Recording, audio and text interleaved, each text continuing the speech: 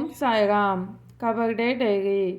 ஆகத்தி பாத்திரங்களை தூக்கி எறிதல். 18/1/1912. இன்று பதிவு செய்யப்பட வேண்டியவைகள் அதிகம் உள்ளது. நான் மிகவும் அதிகாலையில் விழித்தேன். வழிபாடு செய்தேன். பொழுது விடிவதற்கு இன்னும் 1 மணி நேரம் இருப்பதை அறிந்தேன். மீண்டும் படுத்து பொழுது விடியும்போது எழுந்தேன். நான், உபாசினி, பாபு சாஹிப் ஜோக் மற்றும் பீஷ்மாவும் பரமாமிர்தத்தை படித்தோம். தாசில்தார் சாஹிப் பிரஹலாத் அம்பாதாஸ் திரிபடே அவரின் நண்பர் லிங்காயத்து தமது ஊர்களுக்கு கிளம்பினார்கள்.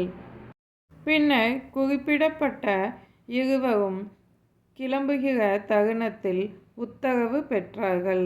சாயி மகராஜ் மசூதியிலிருந்து கிளம்பி வெளியே செல்லும்போது பின்னர் மசூதிக்கு திரும்பி வரும்போது அவரை நாங்கள் தரிசித்தோம். அவர் என்னை மிகவும் அன்புடன் நடத்தினார். நான் அவருக்கு சேவை செய்யும் போது 2 அல்லது 3 கதைகளை கூறினார். அங்கு பலர் தம்மிடம் உள்ள செல்வத்தை எடுத்துக்கொள்ள விரும்புகிறார்கள் என்று கூறினார். அவர்களை தாம் ஒருபோதும் தடுக்கவில்லை என்றும் அவர்கள் அதனை எடுத்துச் செல்ல அனுமதித்ததாகவும் கூறினார். அவர்கள் பெயரை மட்டும் குறித்து கொண்டு அவர்களை பின்தொடர்ந்ததாகவும் அவர்கள் உணவுக்காக வண்டியிலிருந்து இறங்கிய போது அவர்களை கொன்றுவிட்டு தமது செல்வத்தை திரும்ப கொண்டு வந்ததாகவும் கூறினார். மற்றுமொரு கதையாவது, ஒரு குருடன் இருந்தான். இங்குள்ள தகியாவுக்கு அருகில் அவன் வசிப்பது வழக்கம். அவனுடைய மனைவியை வேறொரு மனிதன் மயக்கி இழுத்தான். காலப்போக்கில் குருடனையும் கொலை செய்தான். சாவடியில் 400 பேர் குழுமி அவனை கண்டனம் செய்தார்கள். அவர்கள் அவனுக்கு மரண தண்டனை விதித்தார்கள். கிராமத்து தூக்கிலிடுவோனால் இந்த ஆணை நிறைவேற்றப்பட்டது.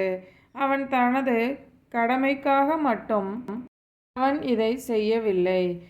தனக்கென்று ஒரு காரணமும் வைத்திருந்தான். அந்த கொலைகாரன் மறுபிறவியில் அந்த தூக்கிலிடுபவனுடைய மகனாக பிறந்தான். இதன் பின்னர் அவர் வேறு ஒரு கதையையும் ஆரம்பித்தார். இதற்கிடையில் அறிமுகமில்லாத ஒரு பக்கீர் வந்து சாயிபாபாவின் பாதங்களை தொட்டார். சாயிபாபா மிகவும் கோபமடைந்தார் அல்லது அங்கனம் இருப்பவர் போன்று காண்பித்து கொண்டார். அந்த பக்கீரை உதறினார். அந்த பக்கீர் தமது பொறுமை அமைதியை இழக்காமல் விடாப்பிடியுள்ளவராகவும் விடாமுயற்சியுடையவராகவும் விளங்கினார்.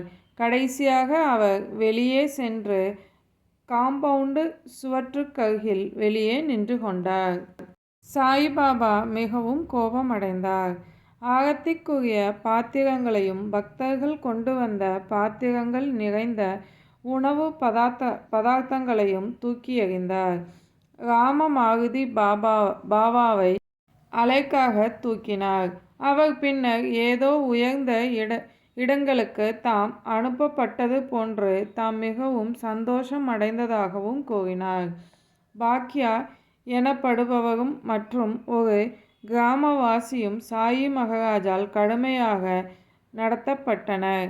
சீதாராம் ஆரத்தி பாத்திரங்களை கொண்டு வந்தார். கொஞ்சம் அவசரமாக இருந்தபோது வழக்கம் போல் ஆரத்தி நடைபெற்றது. மகள்சாபதியின் மகன் மார்த்தாண்டன் மிகுந்த சமயோசிதமாக புத்தியுடன் ஆரத்தியை ஆரம்பித்த அத்தருணமே முடித்துவிடும்படி வழிகாட்டி குழப்பத்தை தவிர்த்தார். சாயிபாபா தமது வழக்கமான இடத்தை விட்டு நகரும்போது அவர் இதனை செய்தார். ஆரத்தியை முடிக்கும் முன் சாயிபாபா எப்போதும் தாம் அமரும் இடத்தில் அமர்ந்தார். மற்றவை அனைத்தும் வழக்கம் போல் நடைபெற்றன.